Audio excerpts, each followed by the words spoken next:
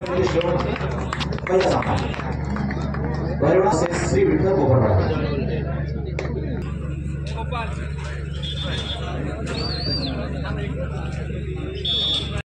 मैदान क्रमांक 1 आणि मैदान क्रमांक 2 वरील शेवटचा सामना आहे।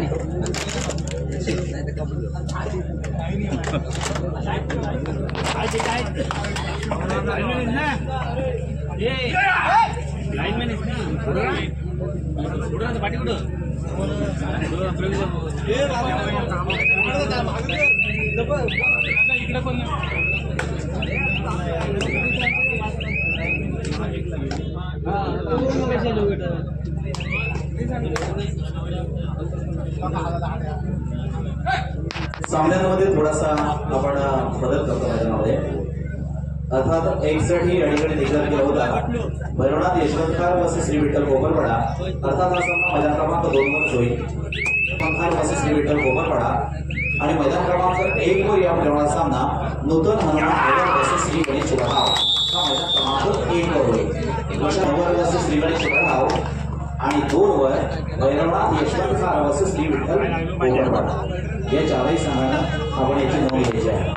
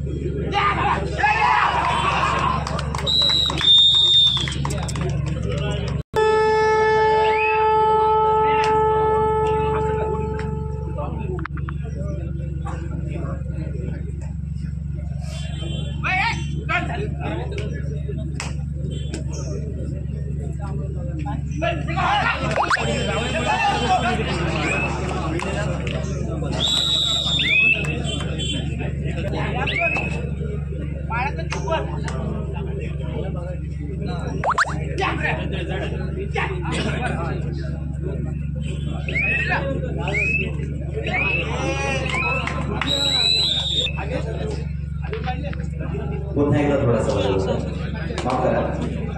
मैदान क्रमांक 2 वर यापुढे होणारा सामना असेल नूतन हनुमान ढबर वर्सेस श्री गणेश वडगाव हा मैदान क्रमांक 2 वरच होईल। आणि मैदान क्रमांक 1 वर भैरवनाथ यशवंतकार वर्सेस श्री विठ्ठल कोपरवाडा हा मैदान क्रमांक 1 वरच होईल। सामना असेल नूतन हनुमान ढबर वर्सेस श्री गणेश वडगाव आणि मैदान क्रमांक 1 वर होणारा सामना असेल श्री भैरवनाथ यशवंतकार वर्सेस श्री विठ्ठल कोपरवाडा। आणि आता मात्र कोणत्याही संघाला टायमिंग देणार नाहीये, कारण मग अशा वेळेला मग आम्हाला थोडंसं गोंधळ होतो, लक्षात घ्या। कोणत्याही संघाला या ठिकाणी नंतर टायमिंग दिलं जाणार नाहीये। थोडंसं आम्ही हे केलं, वेळ दिला, परंतु आता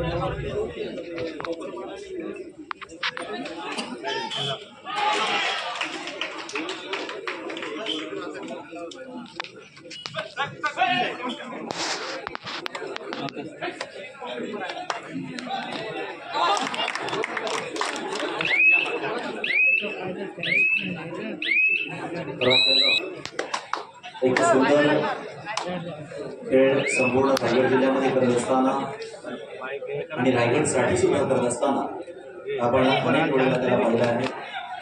मग शिवाई संघाच्या माध्यमातून असेल, रायगड संघाच्या माध्यमातून असेल, युवा खेळाच्या माध्यमातून असेल, तर कबड्डी म्हणजेच आपल्यातील एक महत्त्वपूर्ण खेळ हे सगळे कबड्डीचे चाहते रसिक प्रेक्षक या ठिकाणी आलेले आहेत। मग कबड्डीची आता यावर्षी देखील काही कमी नाहीये, खूप कबड्डी स्पर्धा आहेत, अगदी जून पर्यंत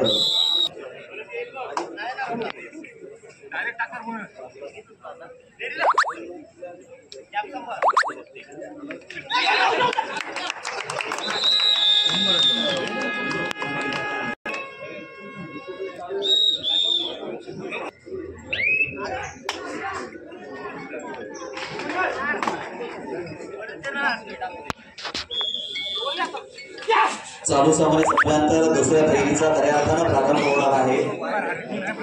पहिल्या फेरीची सांगता आणि दुसऱ्या फेरीचा प्रारंभ मात्र होणार आहे। आता मात्र वरुण संघाकडून या ठिकाणी वाट होती, तर संधीमध्ये त्या ठिकाणी निश्चितपणे होती कदाचित किंवा परंतु त्या ठिकाणी ठरवलं की आता या संघामध्येच या चढाईमध्येच आपण निर्णायक चढाई द्यायची।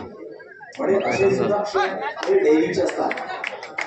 काही खेळाडूंवरील आत्मविश्वास असतो तर त्यांच्यावर असणारा आपला विश्वास असतो, मग अशा पद्धतीने ही कबड्डी खेळली जाते।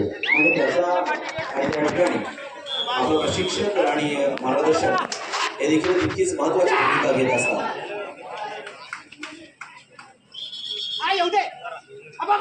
पुढील संघ आपण तयार करायचा आहे मैदान क्रमांक 1 साठी आणि मैदान क्रमांक 2 साठी। त्या ठिकाणी भैरवनाथ यशवंत खार आणि 2 साठी नूतन हनुमान ढबर वर्सेस श्री गणेश वडाव।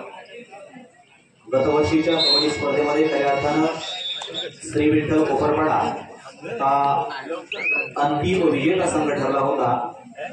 पांडवादेवी रायवाडी हा द्वितीय क्रमांकाचा मानकरी ठरला होता।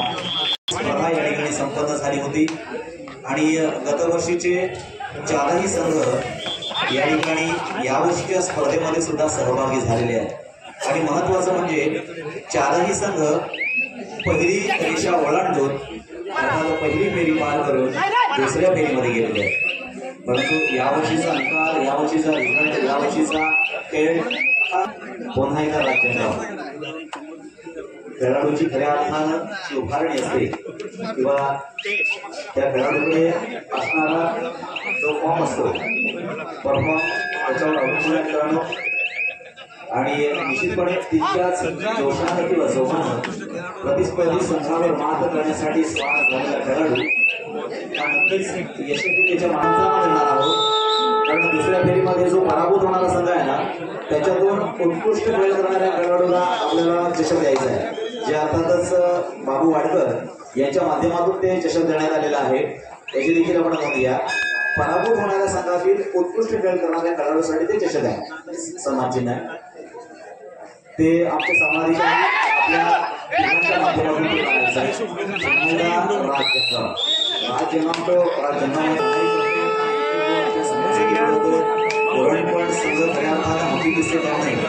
अनेक वर्ष संपूर्ण आपण रायगड जिल्ह्याचा जर नकाशा पाहिला तर या संपूर्ण रायगड जिल्ह्याच्या नकाशावर सगळ्यात छोटा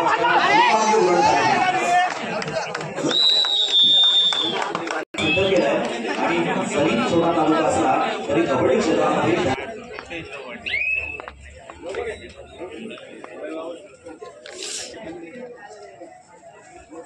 या ठिकाणी आदरणीय बाबू वाडकर याचं देखील आगमन झालेलं आहे। अर्थात आपलं देखील मंडळाच्या वतीनं मनस्वी आणि मनापासून हार्दिक स्वागत। मी आताच जी बक्षीस या ठिकाणी डिक्लेअर केली होती की सेकंड राऊंड पासून खऱ्या देण्यात येणार आहे, त्याचा बाबू वाडकर यांचकडून देण्यात येणार आहे।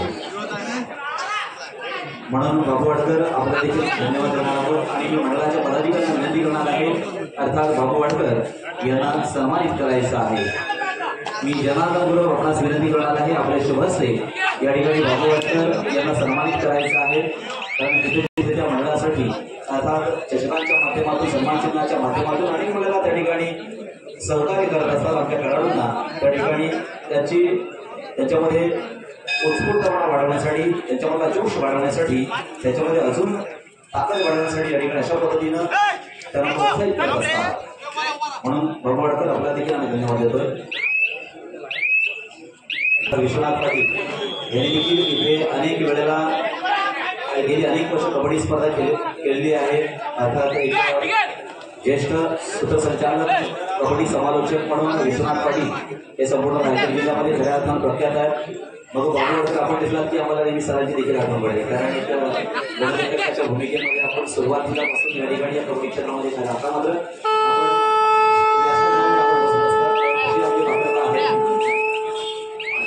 क्षेत्रामध्ये पुढील चारही सणानं आपण लक्षात घ्या. एक साठी श्री भैरवनाथ महत्वाच्या आपला तिथे लक्ष निरीक्षण हे खूप महत्वाचं आहे.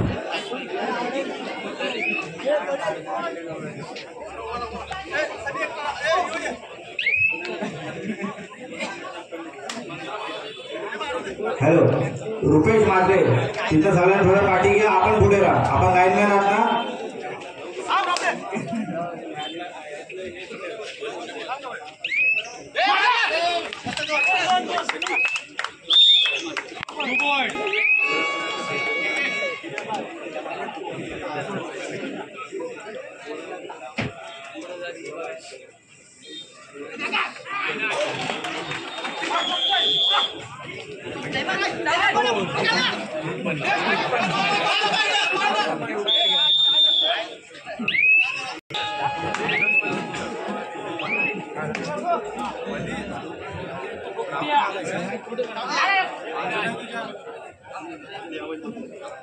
या कार्यक्रमासाठी आणि देणगी स्वरूपात आम्हाला मी आम्हाला या ठिकाणी वापरून प्रवीण रुचिकर अलिबाग 1000 रुपये. बोला. सुहास वैशंपाई नागाव 200 रुपये. विद्या केणी मुंबई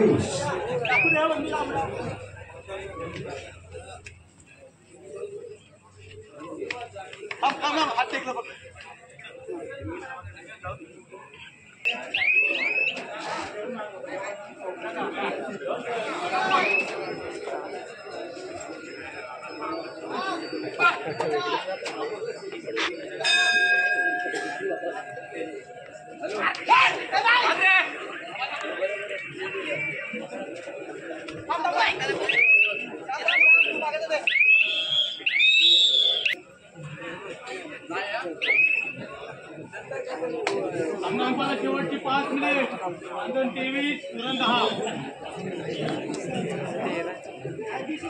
सामना संपवायला शेवटची 5 मिनिटं आहेत. बांधणीकडे तेरा गुणांची आघाडी आपण पाहतोय आणि आघाडीमध्ये मात्र निश्चितपणे गेली अनेक सत्र अनेक पर्व या प्रो कबड्डीमध्ये खेळतोय.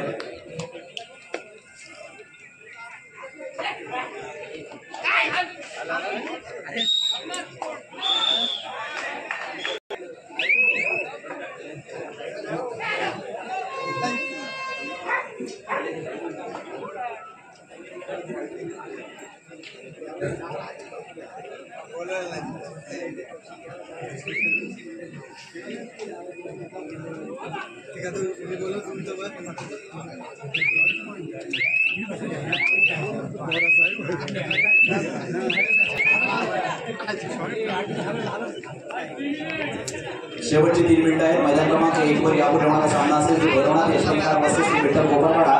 आपण तयार राहा. भैरवनाथ यशवंतखार वर्सेस श्री विठ्ठल कोपरपाडा मैदान क्रमांक 1 साठी आपण तयार करायचं आहे. तर मैदान क्रमांक 2 ठरवायचं आहे.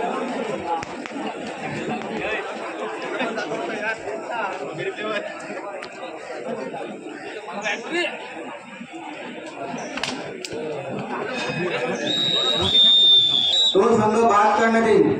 कृपया सर्व संघांनी लक्ष द्यायचे. राऊंड क्रमांक 2 वर आता दुसऱ्या राऊंडचे सामने चालू